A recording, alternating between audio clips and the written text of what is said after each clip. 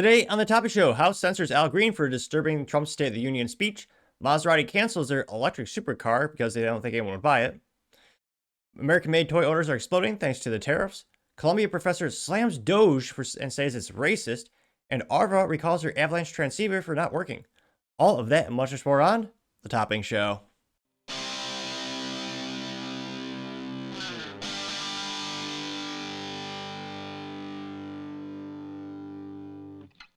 Thank you everyone for taking the time to tune in today. Today's episode of the Topping Show is proudly sponsored by Topping Technologies. Topping Technologies is an IT value-added reseller and services company with a special proficiency IT security. Heck, I see their founder at least twice a day. Guys, he's quite handsome and brilliant. Ease me, see, that's a joke. If you're an IT leader or a business owner, you can reach out to the team at sales@toppingtechnologies.com. Also, still giving away a free Flamethrower with every IT purchase. And it does come with a fun Picatinny rail adapter, so you can mount it to any standard AR-15 like all awesome accessories can be. Go to toppingtechnologies.com and click the Flamethrower button to learn more, or click the URL in the video description below. Lastly, trying to get to 5,000 subscribers by the end of the month, so if you can click that button and tell your friends, I would greatly appreciate it. Now going over to the business part of the podcast, you have Maserati saying that they're canceling their quote-unquote electric supercar, which, yeah, that's not really a thing for most companies. There's Rimac, but yeah, everyone else is kind of just a joke. Now, this comes with thanks to Motor1.com, specifically Chris Smith, who's one of, well, I'm a little bit biased. It seems like half the cool and interesting articles are written by him these days, in which they say, quote, canceled electric Maserati MC20. The high-strung V6 model will live on, possibly borrowing some components from the GT2 Stradale. And here you can see the Maserati, which, well, at least aesthetically does look pretty cool. Although, let's be honest, the V6 for supercar is utterly pathetic. It's one of the contributing factors why I think the newer 4GT will be worth basically nothing, and, well, it'll be worth comparatively nothing compared to the 2005, 2006 4GT, which that one, much more analog technology, but that came with a good old V8 and a stick shift, like all awesome cars do. The new one, it's a V6, which is, again, comical they chose that, and it has too many electrical doodads for anyone who ever want to touch it. So, mark my word, I'm saying it right here, right now, the older 4GT will be worth more than the current 4GT within, I would say, 10 years, give or take. Now, they say, quote, since its debut in 2020, Maserati planned to offer an all-electric powertrain for the MC20, which, again, would be comical. Stellantis trying EVs, oh geez Louise. 5 years down the road, we are expecting it to finally arrive this year, but things have changed considerably since the supercar's arrival, and now the MC20 will forego its foregone glory. The electric model is canceled. The reason for the cancellation is simple lack of demand, according to a report from Autocar. A Maserati spokesperson provided the following statement to Motor1.com, in which they say, quote, market studies for the supercar segment, and especially for MC20 customers, have demonstrated that they are very keen on driving a powerful ICE engine. That's true, but I laugh because they say a powerful ICE engine like their Maserati Nettuno V6, which it's still a V6. I know I'm an old soul in regards to, the age-old thing. There's no replacement for displacement. I'm obviously kind of an old-timer in that regard, but yeah, I've yet to hear. I know you have this very powerful, Nissan GTR, but I've never heard someone brag, "I have a V6." I don't get me wrong. I'm sure it's happened, but I've never seen it. And they say, quote, which does incorporate F1 derived technologies, but they're not ready to switch to electrics for the foreseeable future. In light of this, Maserati is currently managing the manufacturing ramp up for the G2 Stradale version of the MC20 in Modena, which is a fancy place in Italy. Will become available to a North American market this summer, but has decided to discontinue the EV project due to perceived lack of commercial interest. The brand remains committed to electric mobility, already offering a mix of BEV, MHEV, and ICE models created to meet diverse customer and market needs. As the only luxury brand with Stellantis, Maserati continues to focus to invest on innovation, performance, and Italian craftsmanship, which that's always a joke. I mean, shoot, the only thing more unreliable than like a Ferrari, I would argue, is a Ford. Now, they say Maserati recalls that its current range of 6 models, Grand Scale, Gran Turismo, Gran Cambriano, MC20, MC20 Cielo, and G2 Stradale, and the next generation model lineup will continue to be 100% manufactured in Italy, or Italia, or however they pronounce it. And here you can see some of those, well, Not really iconic for Maserati, I would think, but it does have scissor doors. They also note that it's no secret that Maserati sales haven't been great. The Italian brand sold just 11,300 vehicles in 2024, a year-over-year drop of 57%, which is abysmal to say the least. They say, what does it mean for MC long-term future? It's hard to believe that 5 years have already passed since it was first revealed, and there's no indication that the car is going to disappear anytime soon. They note, unless Maserati itself goes away. The G2 Stradale will be called upon for some MC20 updates, bridging the gap between standard and hardcore road-going models. The Stradale pulls 631 horsepower for its twin-turbocharged V6, which is, they claim, adequate in a car weighing around 3,500 pounds. They say, still, we can't help but wonder what a folklore this would have been. Details on the powertrain were never revealed, but rumors swirled that it was a tri-motor setup generating 700, blah, blah, blah, blah. I mean, yeah, no one wants that. I should say, no one, there's not enough of a prospective client list to make that commercially viable. Again, there's like one supercar company that makes EVs, but yeah, in terms of like a Maserati brand doing that, again, the market, I'm not saying it doesn't exist. It exists. I'm just saying it's like, what, maybe 18 or 19 people? Like, it can't be enough where they actually would, make a profit. I don't even think they would break even in that regard. So again, I'm not surprised that they're kind of scrapping this whole idea. It's, yeah, Maserati is already it's already a failing brand. They need to turn that around, and going all in on EVs, I don't think that would just make it infinitely worse. But let me know if you think they made the right decision. Would you actually want to buy an electric Maserati? Let me know in the comments, because as always, be fascinated to hear what you have to say. Other interesting business news, you have American-made toy orders going through the roof as tariffs are starting to go left and right. Now, this comes to us thanks to leaks over at New York Post, in which they say, quote, U.S. factories are slammed with orders after Trump puts tariffs on China and Mexico, or specifically their imports. Oh, I was going to say, you can see some of these iconic American brands like Little Tykes. One of the executives over there. Now they say, quote, toy makers with U.S. manufacturing facilities are getting slammed with orders as the industry scrambles to negotiate with a new slew of tariffs from the Trump administration. MGA Entertainment, which makes Bratz, which that's still a thing? Jeez Louise. And LOL Surprise Dolls, didn't know that was a thing, also owns 56-year-old Little Tykes, which means this, I was going to say, I don't know if it's 40 years old. I don't think it's a Little Tyke anymore. It's a grown up.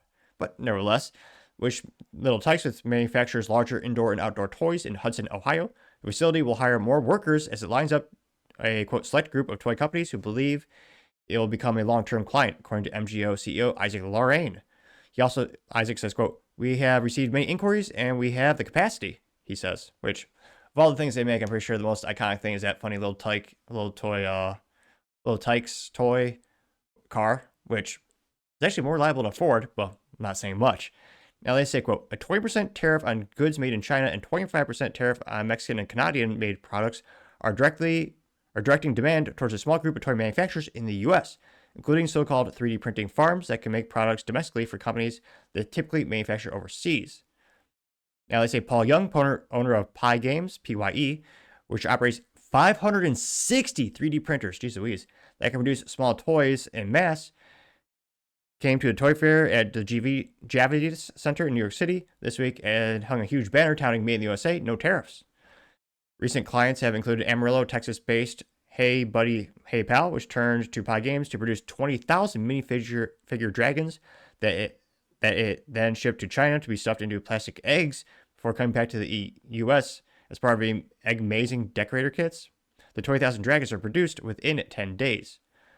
They also note that Curtis McGill, founder of Hey Buddy, Hey Pal, said it had to pay tariffs on Egg-Mazing kits that were shipped back to the U.S. from China despite the dragons originally being manufactured in the U.S.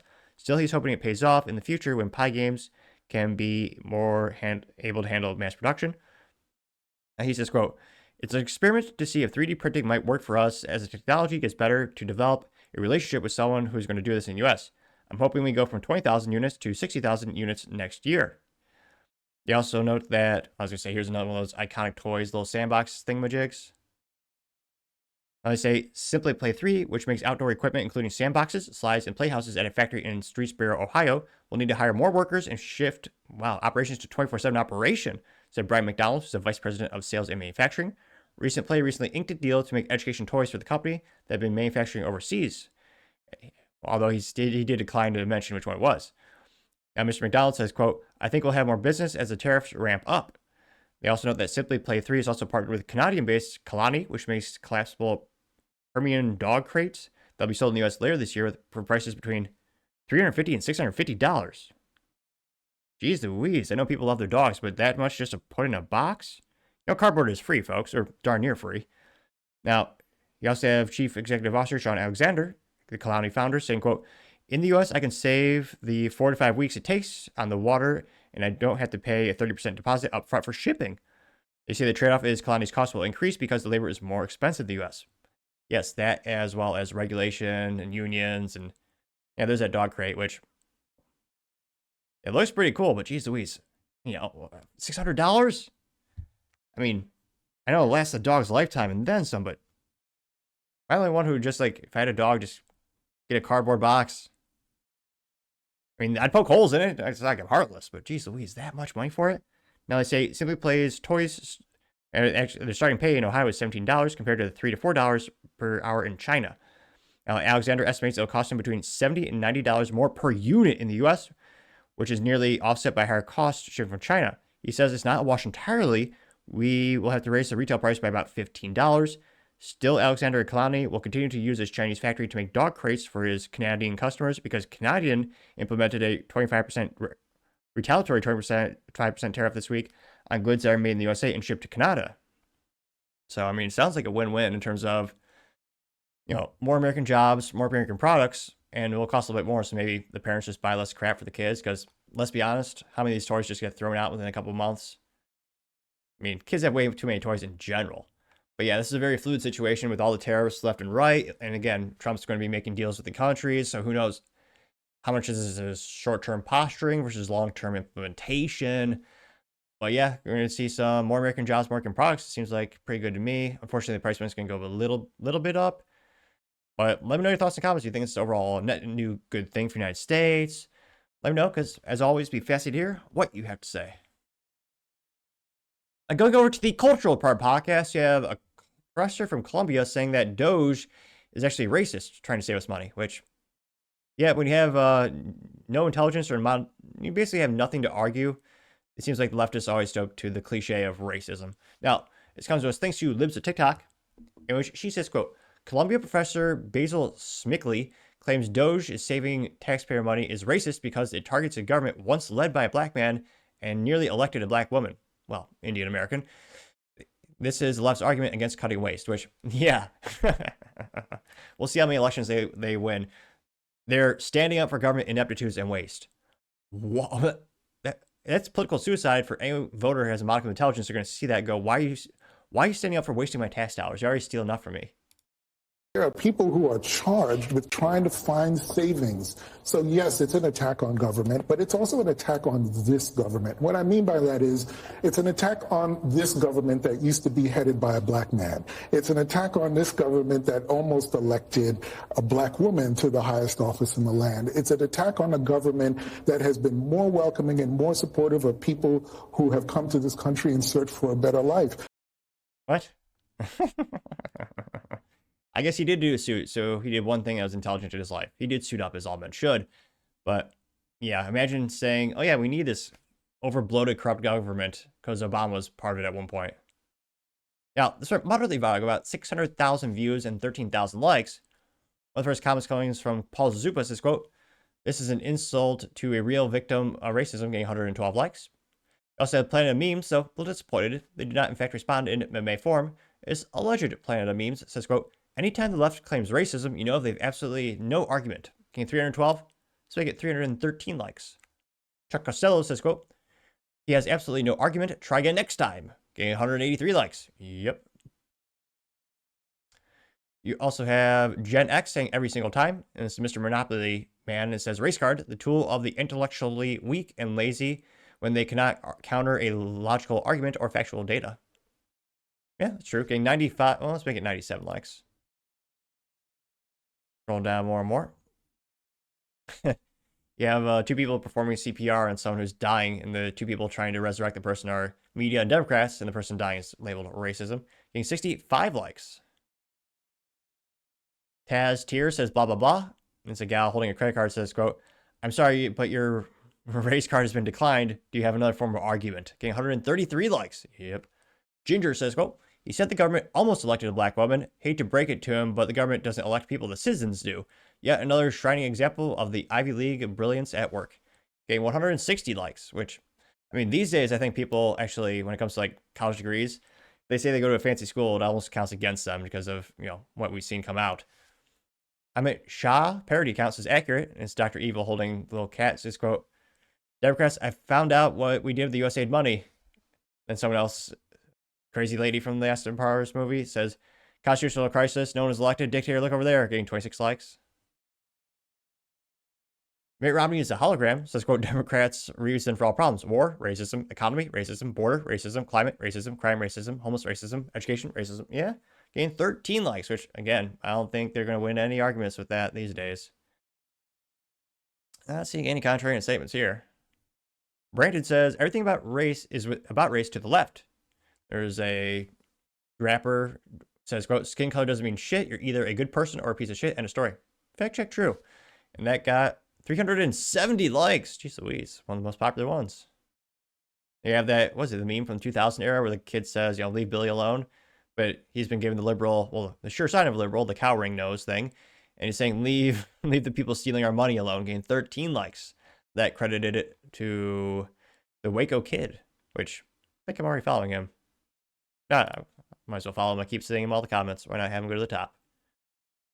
Escort says Democrats hate black children. It's a picture of DJ, who's a young child diagnosed with cancer, who they actually officially made him the youngest Secret Service member.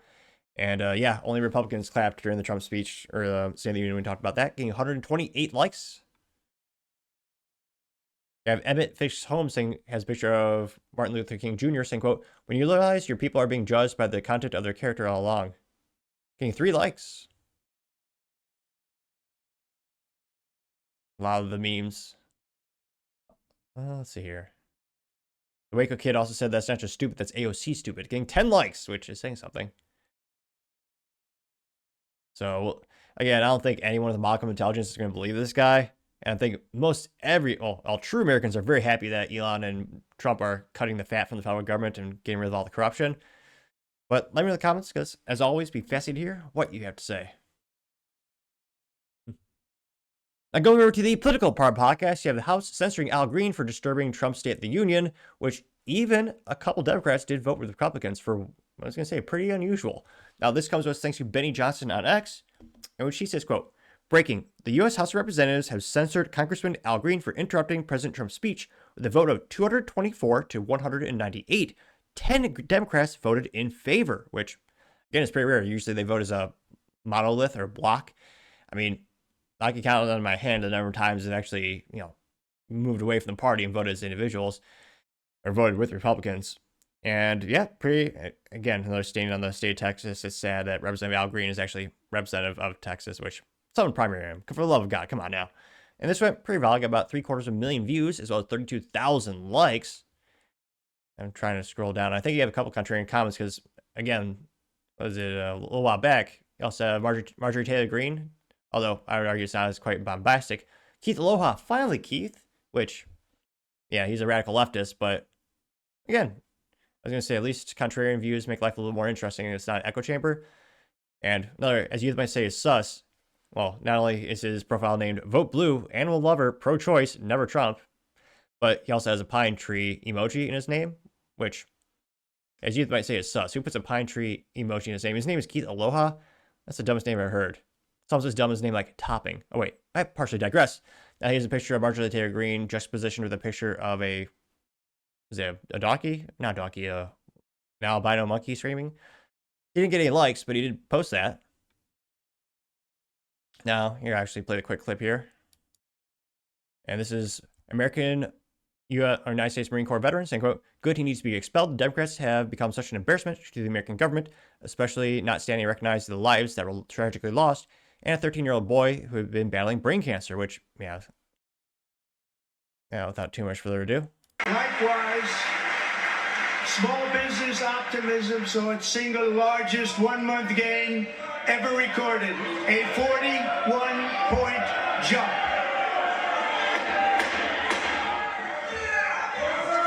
Members are directed to uphold and maintain decorum in the House and to cease any further disruptions. That's your warning.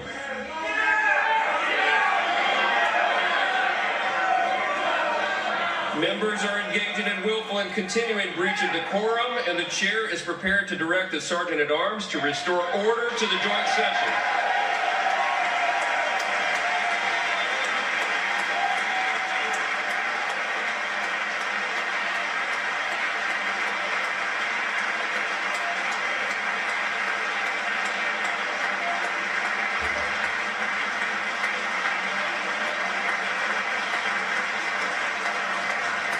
Mr. Green, take your seat.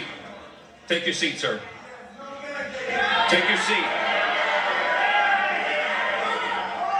Finding that members continue to engage in willful and concerted disruption of proper decorum, the chair now directs the Sergeant-at-Arms to restore order. Remove this gentleman from the chamber.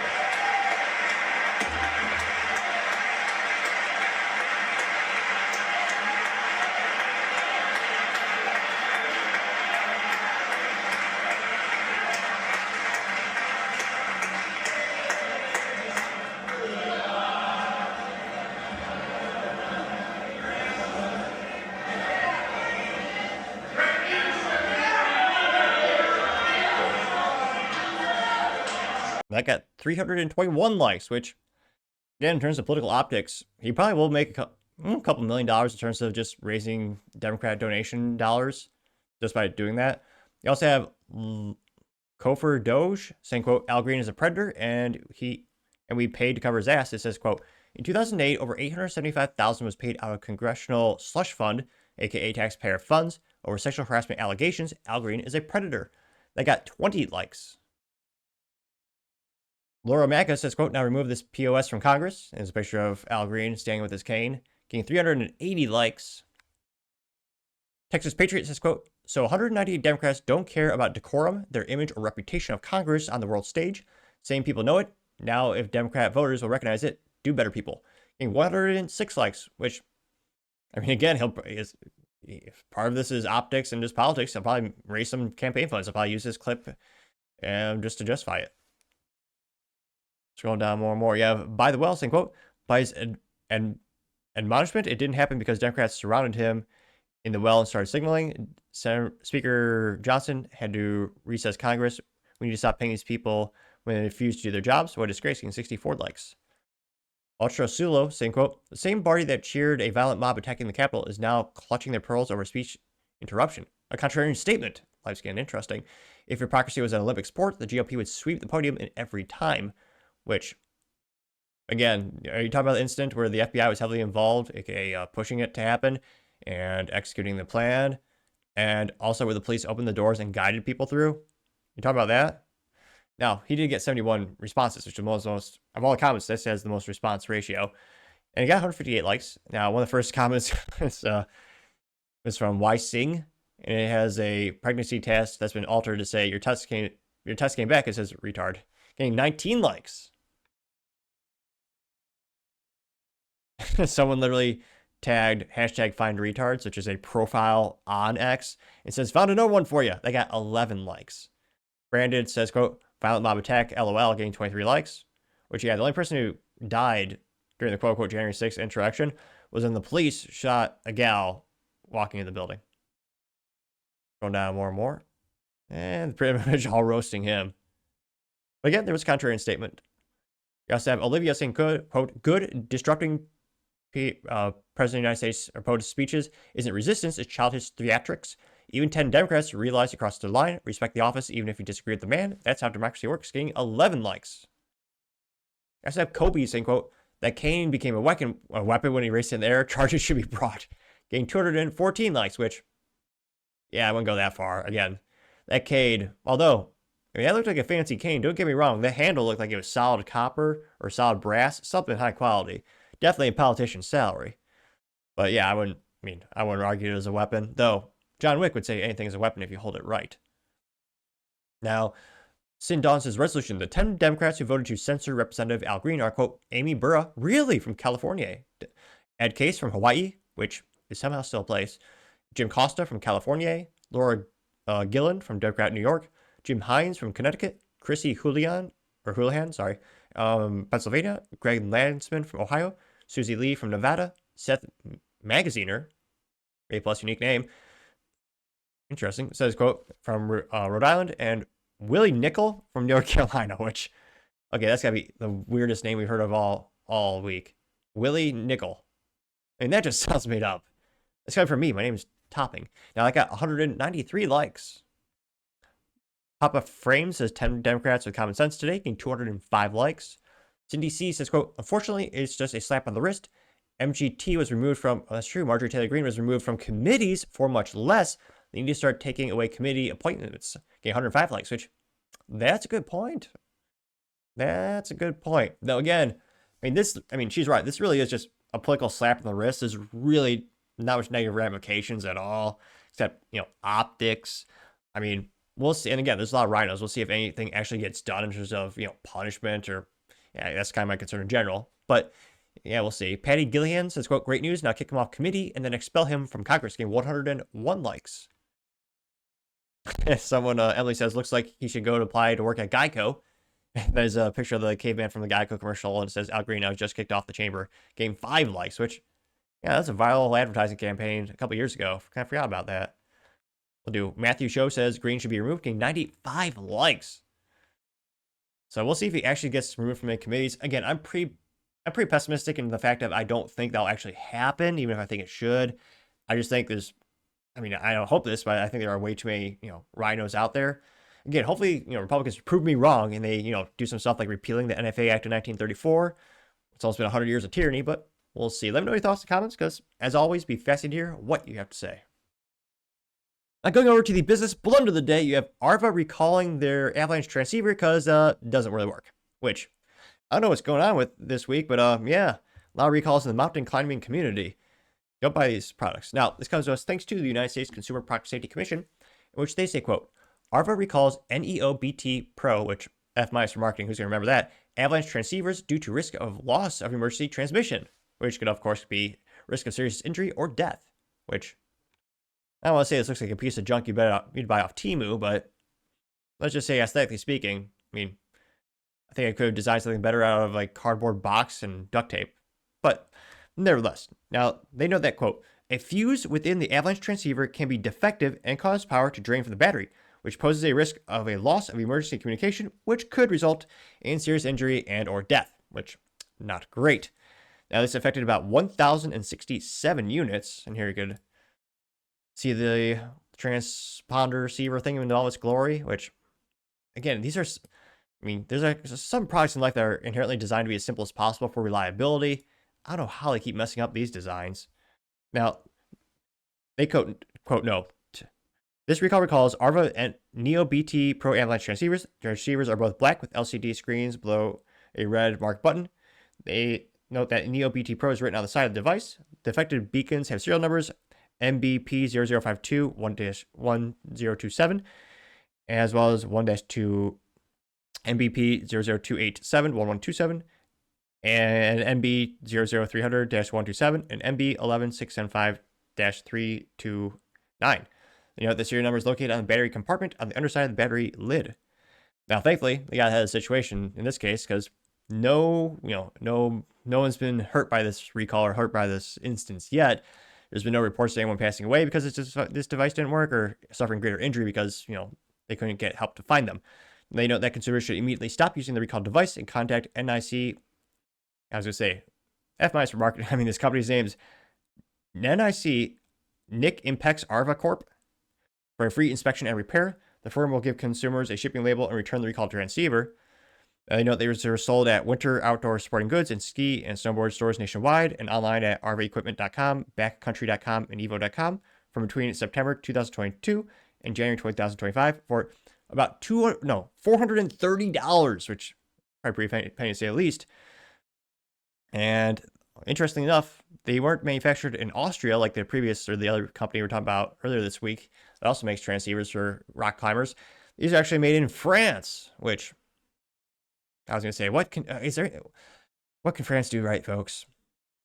They invented what? The bikini, Bugatti, the FAMAS rifle, which is kind of a funny, interesting, quirky looking rifle.